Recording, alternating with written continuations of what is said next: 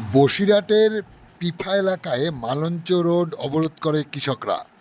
তাদের অভিযোগ, এলাকার পাশ দিয়ে বয়ে যাওয়া কাটাখালে অবৈধ মাছ চাষিরা পাট্টা মেরে জল আটকাচ্ছে, যে কারণে চাষের জমির জল খালে যাচ্ছে না। জল যাচ্ছে না, হাজার হাজার কৃষক মার খাচ্ছে। কৃষি জমিতে এই ফসল পচে যাচ্ছে জল জমে। ভোরকুন্ডা সহ বিভিন্ন এলাকায় জল আটকাচ্ছে মাছ চাষ করার জন্য।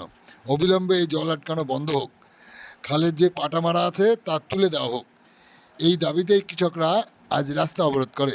এই ঘটনাকে কেন্দ্র করে কি বললেন শামীম মোল্লা, মুফতি মোল্লা ও রফিকুল ইসলাম গাজী, শুনতে আমাদের সাথে থাকুন, চোখ রাখুন। আন্দোলন করছেন, এই রাস্তা অবরোধ করছেন, আপনাদের দাবিটা কি? আমাদের মূলত দাবি হচ্ছে 1978 সালে ভুরকুণ্ড সুইচ গেট তৈরি হয়েছিল শুধুমাত্র কেবলমাত্র চাষি জমির জলটা বাইরে নিষ্কাশন হওয়ার জন্য।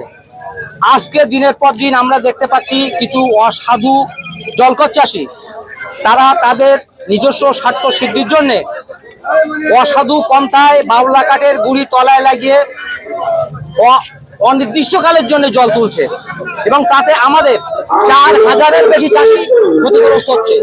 এই মতো অবস্থায় আমাদের কেবলমাত্র দাবি হচ্ছে আমাদের ভুরকুণ্ড সুইচ গেটের জল অবিলম্বে নিষ্কাশন হয় তার ব্যবস্থা করতে হবে।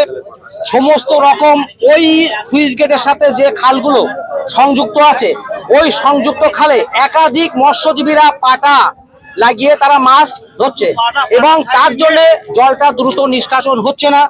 অবিলম্বে প্রশাসনিক তৎপরতায় পাটাগুলো উঠাতে হবে। আমি বলছি তো আপনাকে অন ক্যামেরা, আপনি শুনুন না। তার পরবর্তী কথা হচ্ছে ওইখানে কে বা কারা ওই কপারটা তুলতে, তার জন্য প্রশাসনিক যুদ্ধকালীন তৎপরতার সাথে সিসি ক্যামেরা ফুটেজ লাগাতে হবে এবং 24 ঘন্টা প্রশাসনিক তৎপরতায় রাখতে হবে, যাতে করে আমাদের সোনাতলা বিল তৎসংলগ্ন বিল যারা আছে, যেগুলো চাষি আছে, তাদের বিলগুলো অবিলম্বে জলগুলো দ্রুত নিষ্কাশিত হয়। আমরা একাধিকবার এসডিও সাহেবকে বিভিন্ন ইরিগেশন দপ্তরে আমরা হোল্ড করেছি, তাদের সাথে বসেছি, কিন্তু আমাদের কথায় কোনো রকম কাজ হচ্ছে না। এক কথা বাংলাতে সেই বলে মুতে চিড়ে ভেজে না, ঠিক সেই কথাটাই চাষিদের সাথে হচ্ছে। রফিকুল ইসলাম গাজী। আমরা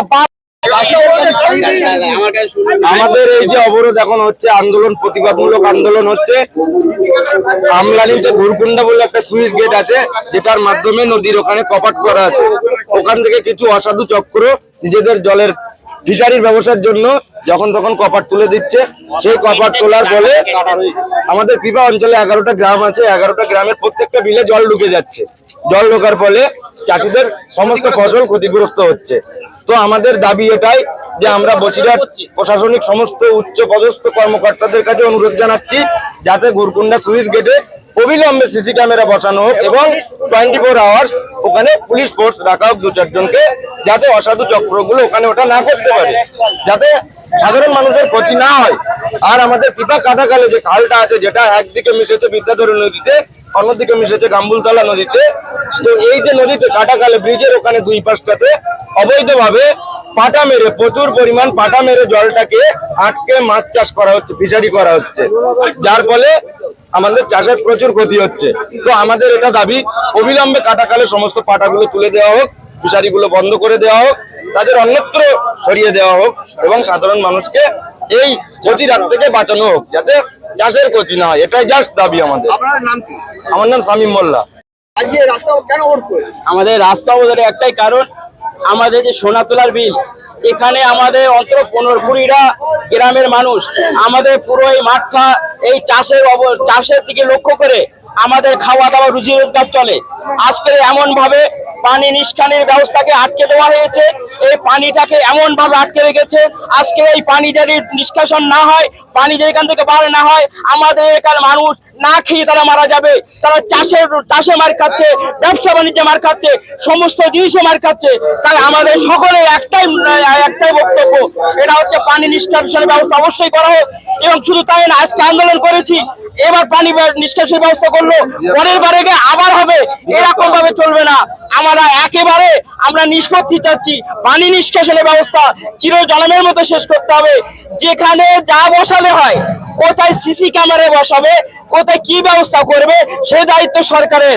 আমাদের দাবি একটাই, যদি আমাদের পানি নিষ্কাশনের ব্যবস্থা না হয়, আমরা যদি না খেয়ে মারা যায়, আমাদের চাল আর সব শেষ হয়ে যায়, আমাদের বাচ্চা কাচ্চা মারাত হয়ে যায়, এই দাবিটা চলবে। আপনার নাম কি? আমার নাম মুফতি মাওলানা মুফতি মোহাম্মদ মতিউর রহমান মোল্লা।